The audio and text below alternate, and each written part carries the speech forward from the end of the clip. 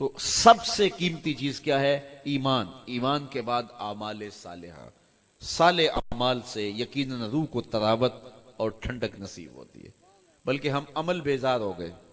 4 آدمی بیٹھتے ہیں تو ایک آدمی بات کرتا ہے، جی آج کل دین پہ چلنا بڑا مشکل ہے. تو سارے اس کی تائید کرتے ہیں، ہاں تو نے بڑی پتے کی بات کی.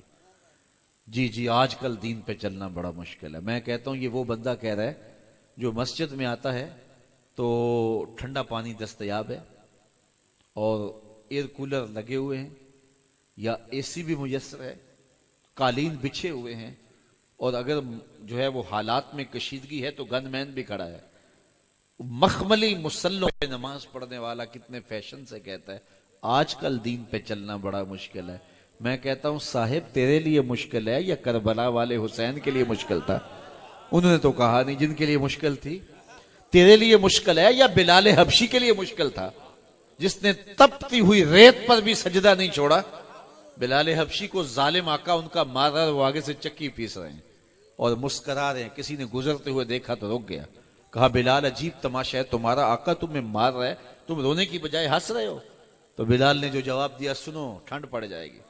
حضرت بلال نے کہا تم بازار جاؤ نا مٹی کا پیالہ خریدنے تو اس کو بھی ٹھونک بجا کے دیکھتے ہو کہیں کچا تو نہیں، اس کی آواز تو ٹھیک ہے. کہا تم تو مٹی کا پیالہ بھی خریدو تو ٹھونک ٹھونک کے دیکھتے ہو کہیں کچا تو نہیں. میرا مالک بلال کو خرید رہا ہے، دیکھ رہا ہے بلال کچا تو نہیں، اس کی آواز تو ٹھیک ہے. میں کہتا ہوں مالک کھال ادڑ بھی جائے گی، حق حق کی آواز ختم نہیں ہوگی. زخم پہ زخم کھا کے جی، خون جگر کے گھونٹ پی، آہ نہ کر لبوں کو سی، یہ عشق ہے دل لگی نہیں. تو جب پیار کا دعویٰ کیا ہے تو پھر دکھ تو سہنے پڑیں گے، پھر تکلیف تو برداشت کرنی پڑے گی. اور یار جو ان کے نام پہ جانے وارتے ہیں پھر وہ روتے ہوئے نہیں ہنستے ہوئے جانے وارتے ہیں. یار میں نے بڑے بڑے لوگوں کی کہانیاں پڑھی ہیں کہ جب انہیں پھانسی گھاٹ کی طرف لے جایا گیا تو سٹریچر پہ ڈال کے لے جایا گیا، ٹانگوں میں زور نہیں رہا. لیکن ہم نے تاریخ میں یہ انوکھا باب بھی دیکھا کہ جب غازی ممتاز پھانسی پھندے کی طرف جا رہا تھا تو دوڑتا ہوا جا رہا تھا. جس ڈھب سے کوئی مقتل میں گیا وہ شان سلامت رہتی ہے.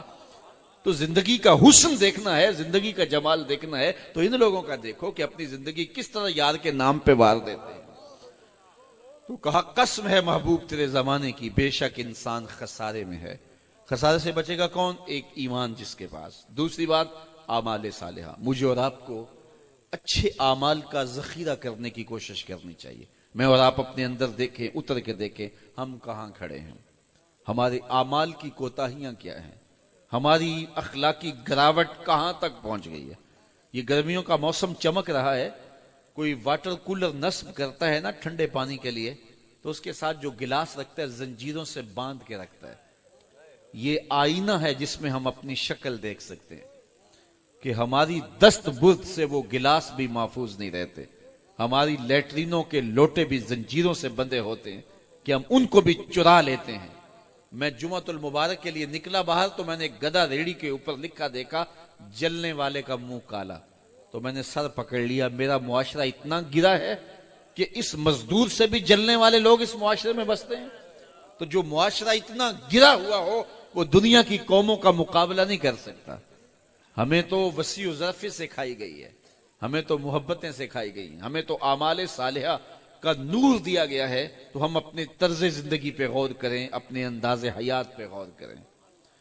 وہ میرا ایک دوست گیا ننکانہ صاحب، تو وہاں سکھوں کا بہت بڑا گردوارہ ہے. تو وہ کہتا ہے مجھے شوق آ گیا کہ میں دیکھوں کہ ایک گردوارہ دیکھتا جاؤں. تو جب میں اس گردوارے میں گیا تو میں اپنے جوتے اتار کے سمیٹ رہا تھا کہ کسی کونے کھدرے میں رکھ دوں تاکہ واپسی پر بحفاظت مل سکے. تو ایک سکھ نوجوان میری جانب آیا اور اس کے لبوں پہ تبسم تھا، شرارت امیز تبسم تھا، اور اس نے مجھے کہا صاحب جوتے پڑے رہنے دو، یہ سکھوں کا گردوارہ ہے، مسلمانوں کی مسجد تو نہیں ہے. مجھے بتائیے کیا یہ حقیقت نہیں ہے؟